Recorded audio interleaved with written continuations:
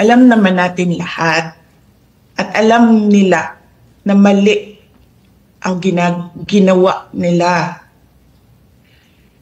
Ginawa nila yon just to demolish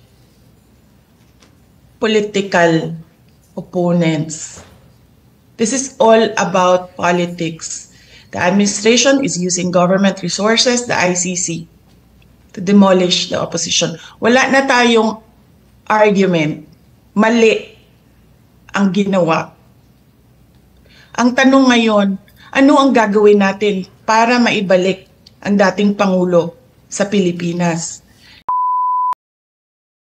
We'd like to recognize the Vice President, Sara Duterte, please, online. Given Thank the difference you, in time. Senator Amy. Yes, maraming salamat. At kung pwedeng ipaliwanag lamang ng ating Vice Presidente, kung bakit sinasabi ninyo na kidnapping or extraordinary rendition ang sinasabi. At gusto rin natin malaman yung tungkol sa warrant. Kayo na lang ang mag-umpisa. Salamat. Opo, Senator Amy, may I be allowed to read the statement? Yes, please. Please do so. Okay, thank you. Opo. Mga kababayan, on March 11, 2025, former President Rodrigo Roa Duterte was forcibly taken by the Philippine National Police upon his arrival at the Ninoy Aquino International Airport. He was brought to Villamor Air Base, a military air base, detained for nearly 12 hours, and then flown out of the country on a private jet to The Hague, all allegedly because of a warrant issued by the International Criminal Court. This was patently an illegal arrest. This constitutes extraordinary rendition. A Filipino citizen, a former president, was taken into custody without a valid warrant issued by a Philippine court, without due process and without any legal basis under our laws. The Constitution is clear. Section 2, Article 3 of our Constitution explicitly states, the right of the people to be secure in their persons, houses, papers, and effects against unreasonable searches and seizures of whatever nature or for any purpose shall be inviolable, and no search warrant or warrant of arrest shall issue except upon probable cause to be determined personally by the judge after examination under oath or affirmation of the complainant and the witnesses he may produce, and particularly describing the place to be searched and the persons or things to be seized. This means that for an arrest to be lawful, it must be carried out pursuant to a warrant issued by a Filipino judge of a Philippine court. Nasaan po ang warrant of arrest na inisyu ng hukuman ng Pilipinas? Wala. Without a valid warrant from a Philippine court, this was at best a warrantless arrest. Under the rules of court, warrantless arrests are only permitted in 3 instances: in flagrante delicto, hot pursuit, and escaped prisoner. None of these circumstances applied to the case of the former president. So, what was the legal basis of his arrest? The authorities acted solely on an ICC warrant, a document that has no legal effect in the Philippines unless reviewed and validated by a Philippine court. In fact, even assuming without conceding that the government itself wished to recognize and enforce the ICC's warrant, it still violated the Rome Statute itself. Even by ICC standards, the former president should have been brought before a Philippine judge to determine the validity of his arrest before he was handed over to a foreign court. Under Article 59 of the Rome Statute, a state party which has received a request for arrest and surrender shall immediately take steps to arrest the person in question in accordance with its laws and the provisions of Part 9, and shall bring that person before the competent judicial authority in that state. Yan ang sinasabi ko paulit-ulit nung nasa labas ako ng gate ng Villamor Air Base. And why was this not done? If they claim to abide by international law and standards, then why did they conveniently choose to ignore this provision? The fact remains that we are no longer a state party to the Rome Statute. We are no longer a member of the ICC. In fact, in a letter dated December 15, 2023, the President himself wrote to me, with respect to your concerns, legal or otherwise, on the investigation to be conducted by the International Criminal Court into the previous administration's war on drugs, I remain steadfast in my resolve that the jurisdiction of the ICC over the Republic of the Philippines after the effectivity of its withdrawal therefrom is very much in question. To this end, this government will not assist the ICC in any way, shape, or form. So if the government itself has declared non-cooperation with the ICC, why did the PNP violate this very policy and enforce a foreign warrant? Even granting for the sake of argument that we have some duty to cooperate with either the ICC or Interpol, does that duty override the fundamental rights of every Filipino enshrined in our Constitution? What happened on March 11, 2025 is not just about one man. It is about all of us. It is about the country.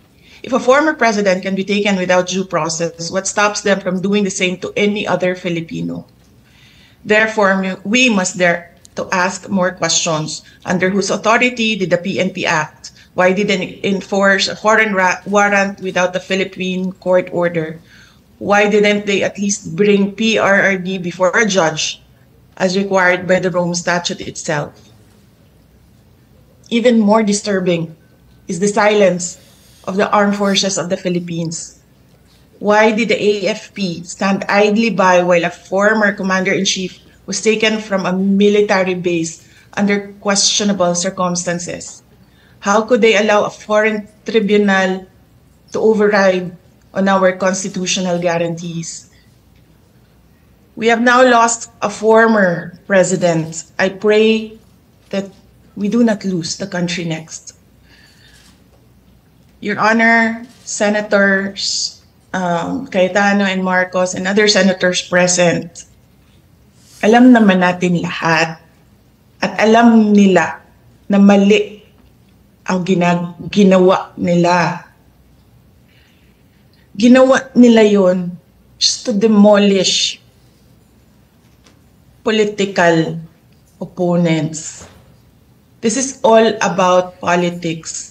The administration is using government resources, the ICC, to demolish the opposition. Wala na tayong argument.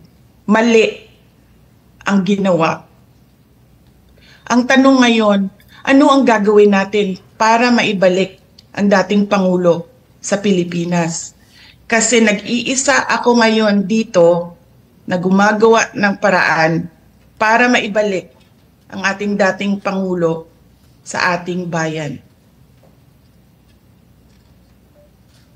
Thank you. Maraming salamat sa ating Vice Presidente at hindi kayo nag-iisa. Lahat tayo ay naghahanap ng solusyon sa napakakomplikadong pangyayari.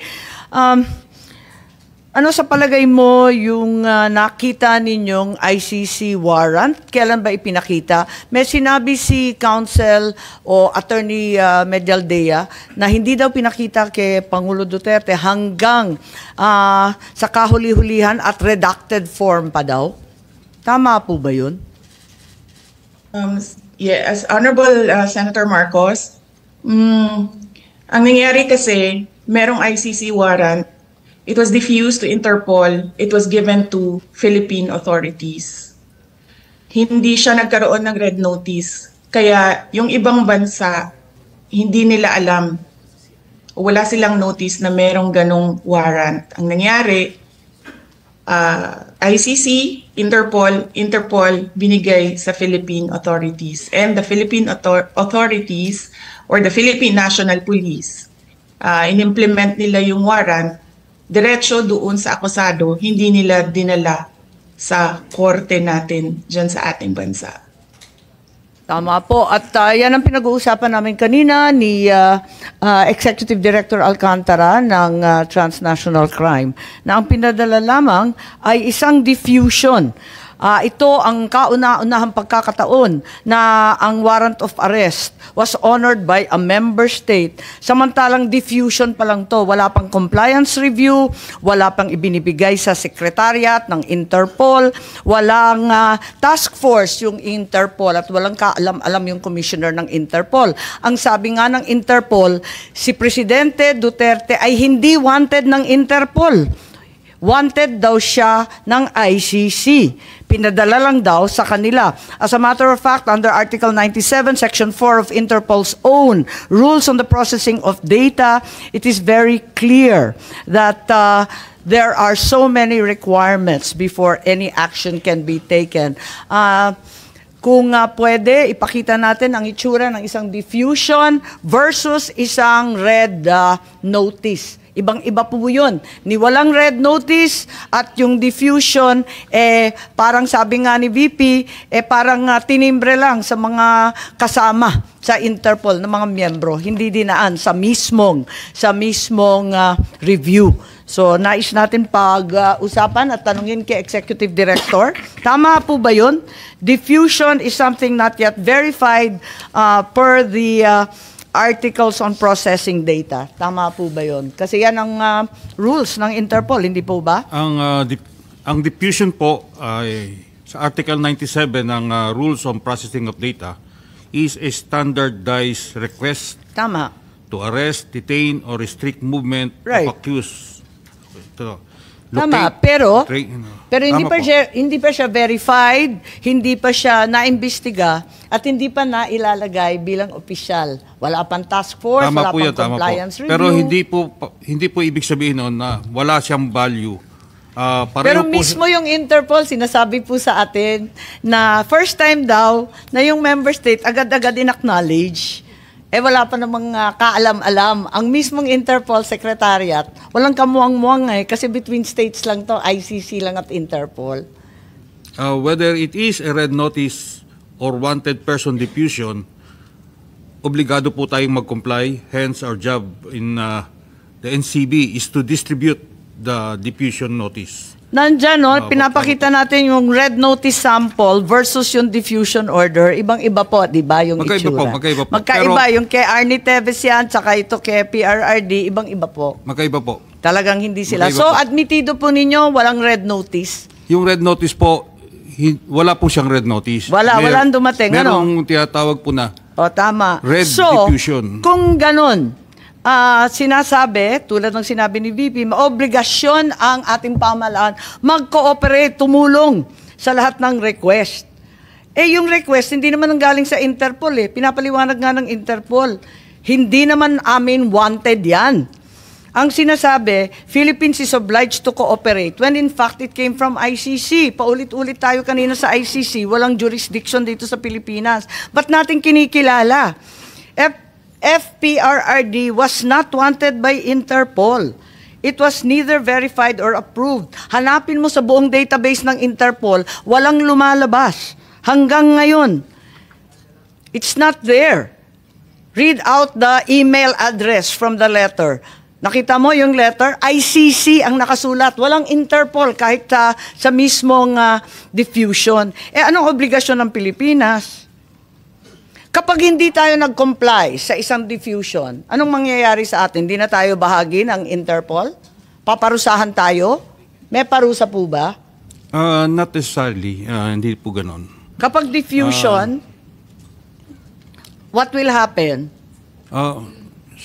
Gaya po na nasabi ko kanina, ang diffusion po at requesting for looking for wanted persons, pareho lang po na yung red notice. Hindi po pareho yun. Ang hindi lang po siya, liwanag nito. ang pagkakaiba po niya, Kababasa mo lang ng Article 97, pambihira ka naman, sir. may pagkakaiba nga po kaya kasi nga. yung red notice has to be processed by the Pero di ba yung kay notices. Congressman Arnie Teves, red notice na. Ayan, dinadaan pa rin sa proseso ng maliit at mahirap na bansa katulad ng Timor-Leste. Ayaw pa rin nila pumayag. Dahil ang sabi nila, dadaan muna ito sa korte natin. Ngayon tayo, lumundag tayo sa diffusion. Ano bang commitment natin? Anong mangyayari sa atin? Sinabi na natin, ICC has no jurisdiction. Tapos, ICC warrant has no effect. Tama ba yun? E di ano ngayon yung Interpol? May obligasyon ba tayo sa Interpol? Diffusion pa lang to. Obligado po. Obligado. Bakit? Obligado. Anong mangyayari kung di tayo sumunod? Katulad din po yan ng mga ibang red notices na hindi natin nakukuha, but obligado rin po tayo. Ano nga mangyayari? Anong parusa? Papaluin ba tayo? Tatanggalin ba tayo sa Interpol? Iisnabi na tayo ng buong kapulisan ng buong mundo? Hindi ko po masasagot yung gagawin ng Interpol sa atin, but masasabi ko po we have to comply with both the diffusion and the red notice. You have to. We need to. At we the need risk to. of what sanction? We need to. We need to. Ayan po yung We Okay. exert our maximum effort to comply with those requests. Nakakagulat lang po dahil kasi eto nga may obligasyon daw pero diffusion lang to at sabi ng Interpol first time daw nga nila na diffusion pa lang lumundag na at inaresto na kagad. Pero parang hindi naman to biglaan kasi General Marbil may memo kayo ng March 10, di po ba? May memo kayo sa kapulisan na mag-mobilize na agad-agad. Libo-libong pulis ang pinamobilize kahit hindi pa ninyo alam na may warrant. Sabi ninyo, hindi ninyo alam Asan yung memo? Nariyan kanina, di ba?